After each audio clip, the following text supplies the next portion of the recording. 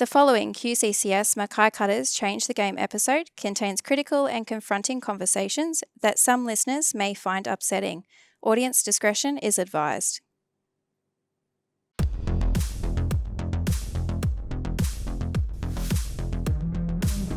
Change the Game, proudly brought to you by the QCCS Mackay Cutters. Hi everyone, welcome to QCCS Mackay Cutters Change the Game vodcast podcast. I'd like to acknowledge the traditional owners of the land we're meeting on today, the Yui people of the Kulin Nation, and pay my respects to elders past, present and emerging.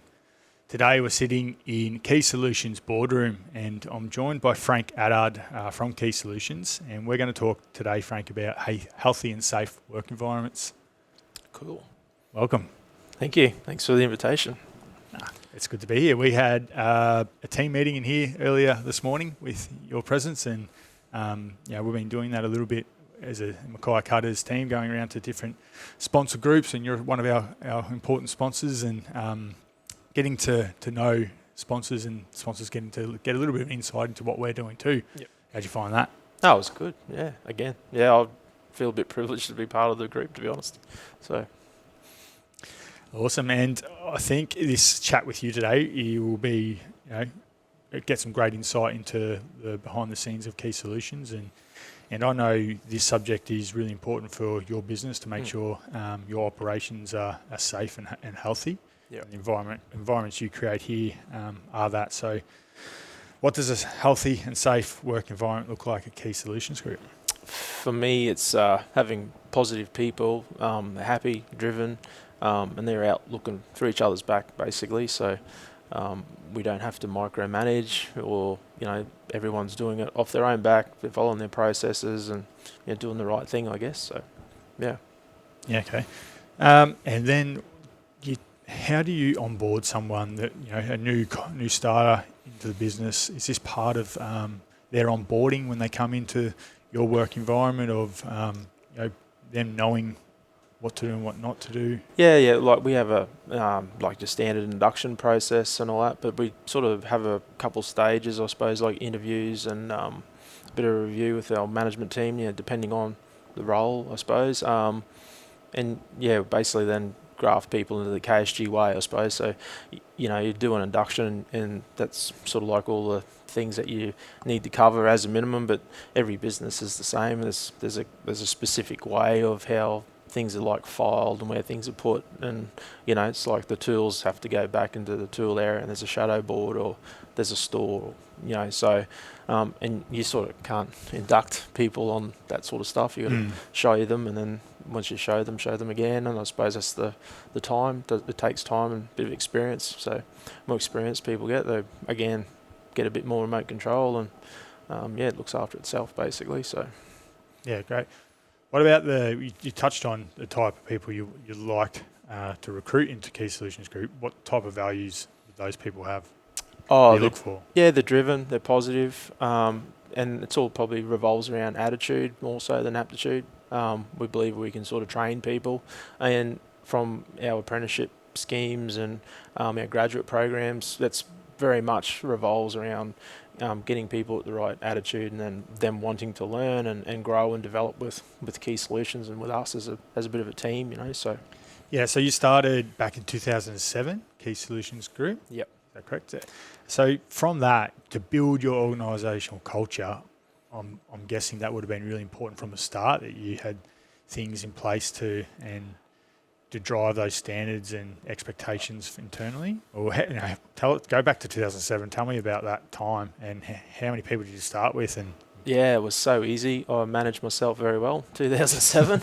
So that was what it was. It was basically myself and phone, and I had a bit of a business partner at the time, and he was doing a lot of other stuff, in the area. So it was basically just me and him, but we sort of did our own thing, So, and I guess it was definitely a bit of a journey, because you don't just start a business off your bat and have all the systems and processes. So after 15 years, you live and learn some lessons along the way. You develop systems, and you think you have a good system, and then you sort of go through a process and this is not a good system. So you're continually reviewing and improving, your systems and stuff. So, yeah, the culture side of it, we've had some external people come in and help us a little bit along the way, but it very much has been driven more so by our team. And when we believe that we need to focus on that, and we do touch on our cultural values at every meeting, at the start of the meeting, just for a few seconds,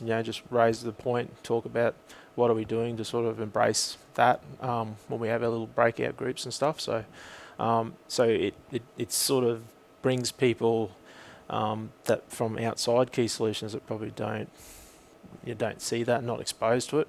It brings them into the group. So we, after 15 years, I take it for granted, it's just how things are done. So if someone comes in and we're inducting them and showing them the KSG way, so to speak, we basically have to reteach that, so and that's not taken for granted. So we just got to keep going through the process and keep reiterating it. Yes, it gets boring to me because it's 15 years on making, but it's good. It's not sort of boring. So, and bringing different people into the business is pretty exciting, because you see the business growing and developing, and it's getting its own sort of legs, considering it was just me 15 years ago. So, it's impressive. So how many people do you have working for Key Solutions Group now?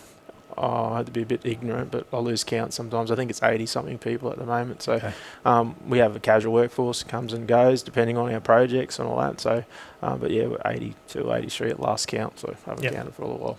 And then the values that you mentioned before, and you touch on them in meetings, and that's great. What are those values? I think it's drive, integrity, respect. Safety is probably the top one. And they're probably the 4 or 5 main ones, top of my head. So, yeah. And have they changed at all over the 15 years?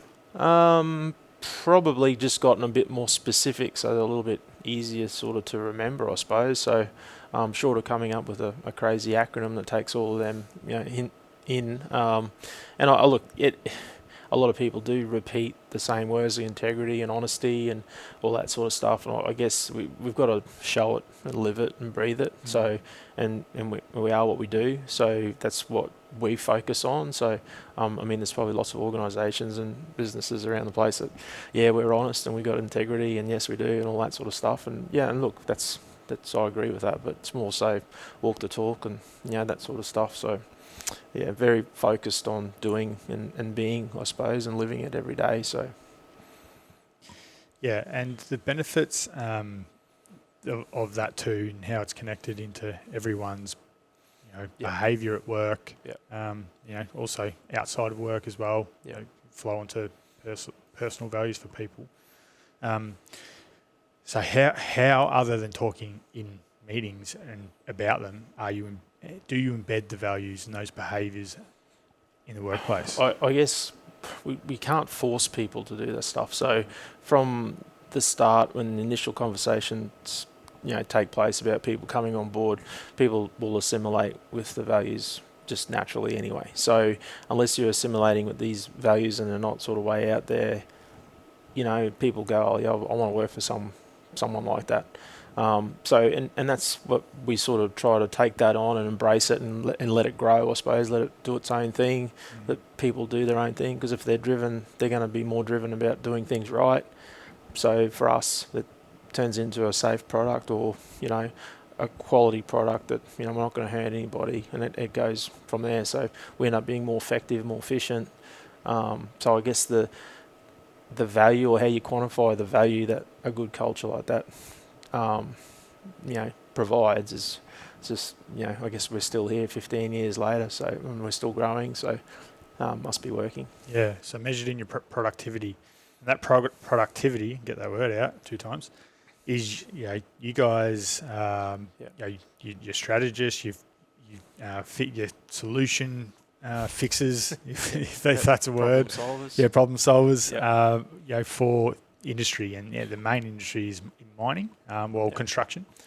Tell us a little bit more about Key Solutions and what you do. Yeah, well, I guess everyone talks about the mining, but it's a very pretty big chunk of what the Bowen Basin and Central Queensland area is, but we still look after a fair bit of the Mackay sugar and the sugar industry and the ports. So we've got involvement with council and government organisations as well. So it just comes back to our skill set of engineers and that we have. So being able to apply that to all the different sectors and generally just providing some sort of level of customer service, because I know everybody's busy at the moment and it's very hard to get people to pick up the phone and give you a quote or whatever and just get just general help, I suppose, because you can't know everything. And we're in a similar boat. We bring people from wherever we need to, Brisbane, Townsville, to help us out. So, it's very much a team sort of environment, I suppose, that we're trying to foster. So, like maintenance and problem solving is what we do. So, we'll have a lot of different tools that are brought in over the years just to have them on tap. So,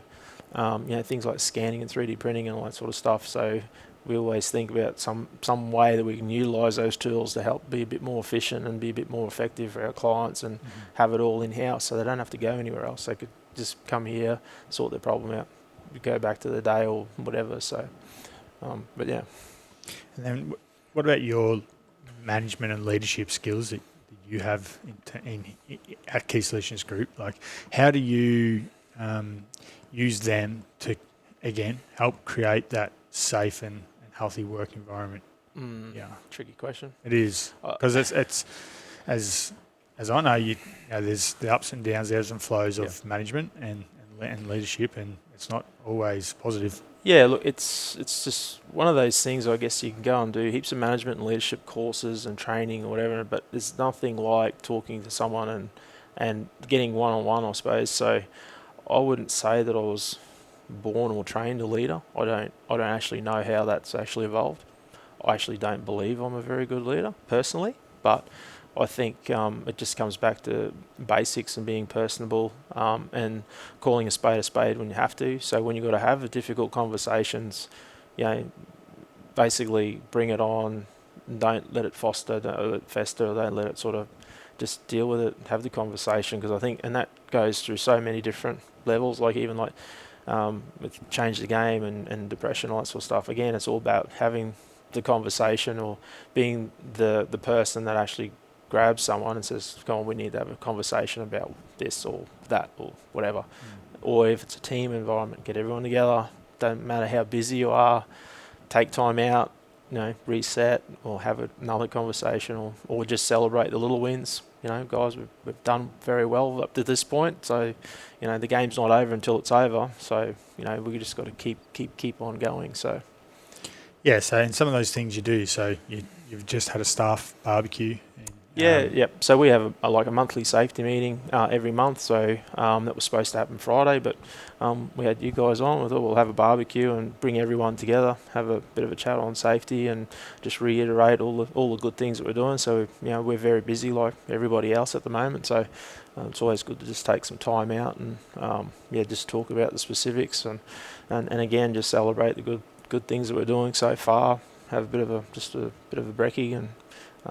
Get back into it again, sort of thing. So, only little things, I suppose. There's lots of little things that make up a good culture, I suppose. So, yeah, and those difficult conversations at the workplace. Do you get knocks on the door, and timely to have those conversations, or are those conversations proactively done from your end, or do you have a wellbeing sort of group within the workplace set up? Or? Well, we have our EAP program, so anybody at any time can reach out to them, but then they can reach out to me and reach out to our managers. And I guess from a proactive point of view, we do like our quarterly reviews. Because I feel like an annual review, when you sort of want to get all dry about management styles, and we do an annual review and all this sort of stuff, but we try to do them as a minimum every quarter, and if more regular, if we feel the need. But again, I think it comes back to having a good positive culture. If you have a good positive culture and it's sort of looking after itself, you very rarely have to have those conversations because everybody's in it for the right reasons. And, we're all sort of focused on the common goal being, Key Solutions and doing the right thing by our clients. So, difficult conversations are not had that often really. So okay, that's good then. What about identified risks? That you as a business have to identify the hazards that may arise. How do you implement the controls in and around that? Hazards and risk assessments, I suppose, is something that the industry necessitates, I suppose. So so we have a couple different levels, and we've taken it to the next level where we actually run through animations, 3D programming and all that sort of stuff. So we'll bring our whole workforce in if the job is a bit more specific, and we'll run them through the whole process and then develop a whole risk assessment step by step, getting into the detail, and then working out what falls out of that we need to, say, implement controls, whether it be special tooling or fixtures or whatever we need to do to make the job more efficient, more effective, more safe. And we do that for every project. In terms of actual finance and commercial type arrangements, again, we'll do a risk assessment based on what's the risk reward benefits, what's the exposure to our business name, all that sort of stuff. And that's at more of a management level, I suppose. So and yeah, what falls out of that is, well, do we take the job on? If it's too risky in that format, can we change the format and those sort of things? And again, it's opens up a bit more dialogue and conversations with our clients about what we can and can't do in their time frames or their expectations or whatever the case may be. So it's a bit of a, we try to apply it through a couple of different scenarios. So and every guy and girl is encouraged to do their take fives and all that sort of stuff as often as they need to. What's a take five? Take 5 minutes, basically, to sit back and just look at what you're doing and think about what you're doing, basically. So very, it's like a SLAM process, and everyone's got their own little different acronyms for it. But I think the take five one, we adopted it very early because it's very simple. Just take your time, and if you're not sure, make a phone call. Call me, you can call anyone you want. If you're not sure, just reach out, and that's generally what we try to push. So yeah. So in the physical risks and hazards are really easy to identify, and it's sometimes see, or not easy, but they're easier to see and predict. The psychological risks and hazards, is it something that you guys also pay a lot of attention? Not pay specific attention to, I suppose. It all depends, like with, say, major incidences in the industry, take time out to check in with people. And we're very focused on trying to avoid those sort of circumstances and those incidents, but sometimes they do happen, and if the guys are sort of indirectly involved, they may take it on board personally. So it's a matter of, again, it's a phone call. They may come on in, are you all right, or whatever. So I generally have those sort of type of conversations with the guys. So, and it's not that often, but I mean, it's still it's there, I suppose, and that's probably what I try to push. You're not sort of on your own. So And you monitor fatigue and stress. Our fatigue management process and policies are sort of pretty stringent, but I guess everyone's pushing the boundaries at the moment. We're trying to get things done quick, and we're late before we start more times than not. We try to work pretty stringent rosters and all sorts of stuff to try and balance the workload, and again, keep everyone happy in between. So take time out when we need to. So I like that. Do you take 5? Yeah, generally. Yeah. Depends. If I'm at the football, that's when I take 5. So chill out. But I try to take 5 and get away here and there. So, but yeah, I probably don't have the luxury, I suppose, more than most people. So, but yeah. Yeah. Nice. I want to learn a little bit more about your why, and pretty much connection to Key Solutions Group to the region, Mackay as well. What's your why? I don't know if it's a why as such. So when I kicked off KSG 15 years ago, I sort of started getting frustrated with why things were so difficult. I didn't think things should be made hard, and I suppose to me, customer service was probably the biggest thing I saw missing, and probably still to this day, some specific areas and things. So I thought to myself, it can't be that hard. That was basically, I know it sounded simple at the time, and 15 years on, it's sort of, you still see all the other things and pitfalls that do get in the way and try to make it more difficult. So, and like I say to anyone that I have on my team, I'm here to basically knock down the pitfalls and the walls to make things easier to get things done, basically. So, and I guess what started out as just me and trying to look after a couple of the key connections that I made along the way, working through other organisations and stuff, and not letting them down.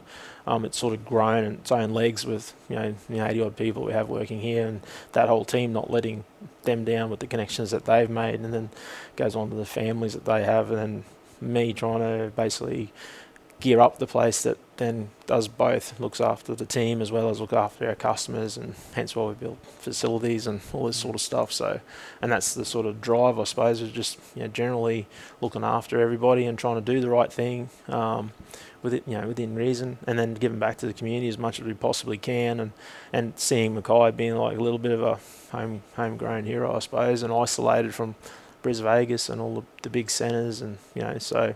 It's trying to make it a nice big circle of life, I suppose, and hand things back and make it go around. So. Yeah, well, you're supporters of a lot of.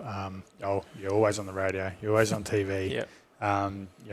You throw your money behind charities.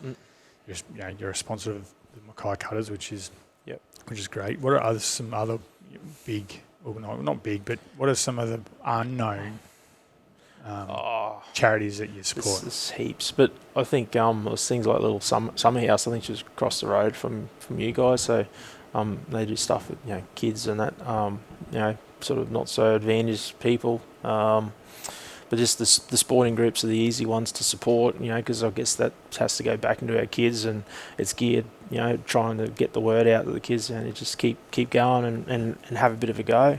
I'm just trying to think of all the other ones that are floating around. Surf lifesavers and all that, but we just generally just try to share things around a little bit. So, I mean, everybody's in the same boat. They're all trying to have a go and make the most of what they've got. So, and look, we're out there and we're doing well, and may as well share some of it as much as we can. So, what about the Cutters going into season 2022? You've been a long-time supporter and sponsor of the club. And what are some of the things you've noticed? Maybe some positive changes along the way. I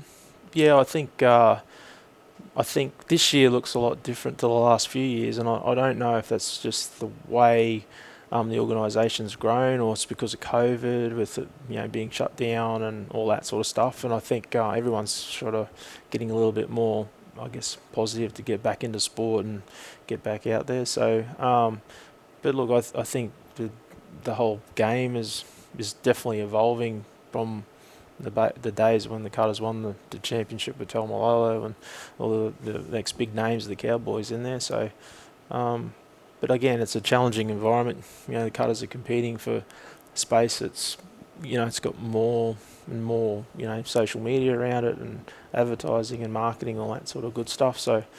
But look, I think it's definitely got an opportunity. It's got a good opportunity to bring all the clubs and all the community groups together, and sort of embrace what Mackay is, because I guess we're all in this together. When we're looking for trades, or we're looking for skilled labour, or we're looking for doctors and practitioners and all this sort of stuff, and everyone's we've got to go to Brisbane, or we've got to go to Townsville. And I guess that's the problem is we have to actually build something that's significant enough that the good people want to come here, as opposed to not coming here and going where they are currently. So that's what I see is like, well, we've got a lot to offer here. So people that jump on planes and they want to come out of the southeast corner to work here but go back and live in the southeast corner, well, we sort of need to embrace a little bit more and help sort of develop what we have to offer here. And whether that be, I don't know, marketing, I don't know, solutions, probably smarter people than me out there that can come up with that. But I think, if everybody owns it and embraces it, it would make life a lot easier. So, what about what's one piece of advice you'd give a young kid coming through, maybe he's just year 12 at school, or he's just finished and started his path in the workforce? So many different paths, I guess. That's the first question, and that's probably the daunting thing, I guess, coming out of grade 12 or even going into grade 12 or whatever it is what do I do? What's just, and I guess I was sort of in that boat a little bit, and I'll go back all those years ago and think, what do I do? So I basically got out into the workforce and sort of tried to turn my hand at a couple of different bits and pieces, and I thought, no, I want to do engineering, and I focused on that. So I worked hard, got my degree, and then sort of went from there. So I guess the first thing is you sort of, doesn't really matter. There's no right and wrong choice at the end of the day. But if you work hard or whatever it is that you choose, you're probably going to go okay. So, knuckle down. And today's day and age where everything's so simple, it's all on your phone, click a button, guess what? There it is. It's not that easy. So, knuckle down, and the opportunities will come. So, and you've got to show that. You've got to take the initiative. You've got to work, because the opportunities aren't going to just materialise and someone's not going to see. So you've got to actually get yourself out there and have a go. Yeah, great advice. What did you want to do when you left Year 12? Like I said, I didn't really know. So I just got into the sugar milling industry, and I did science through TAFE, and I finished that, and then I studied engineering externally after that while I was still working. So did 8 years external study, graduated with that, did a master's degree in business, and did that externally as well. And yeah, I think it was 9-10 years later, after I finished high school, that I had 2 degrees and a couple of jobs, and yeah, so I still think having that qualification is definitely what you need. That's something that you can always fall back on, whether it be right or wrong. If you need it, you've got it. If you don't have it, well, what have you got? What about mentors? Did you have a mentor that helped you along that path? I had heaps of mentors, actually. So I think I've got a full A4 page of people that I've sort of taken either advice or little snippets along the way that I sort of wrote down just one day when I did a 5-minute take 5, to sort of just chill out and just think about, what advice triggered me to go where I went. So, things like motivational speakers and all that, wasn't big on them until I got introduced to one or two. I started listening to them while I was driving, because I spent lots of time driving. So, and just even like my uncle saying, if you want to do well, you've got to be your own boss. That sort of just little snippets and bits and pieces along the way. And yeah, there's no sort of one hard and fast mentor, So, and look, having a business partner is always a good thing that gives you that nudge, and someone's always sort of puts it out there that, you probably could do this, So, without his sort of like little bit of encouragement and having literally him as a safety net when we're probably only using each other, I suppose, along the way. But yeah, I don't think there was actually one mentor. I think there's a whole collection of different people, different aspects of life and experiences and all that. So, yeah. And what about the future? Finish on this for Key Solutions Group and even yourself. What do you envisage for this place? Have you heard the advertising? Your future. Look, mate, just keep doing what we're doing, So we're probably going to have to extend again at some point. But I don't know, mate. Just keep doing what we're doing. And hopefully our industry can find another venue for the future moving forward. I suppose it's, if you got a crystal ball, it'd be great. You'd be multi. But anyway, just keep doing what we're doing, mate. I think it's an easy way to capture everything. So yeah, well, definitely. Again, thanks for coming on and keep doing what you're doing. I wish you all the best, Frank, with Key Solutions Group. And again, thanks for the support you provide the Cutters, and look forward to seeing you at more games in season 2022. No worries, do. Thank you. Cheers, mate. Change the Game. Proudly brought to you by the QCCS Mackay Cutters.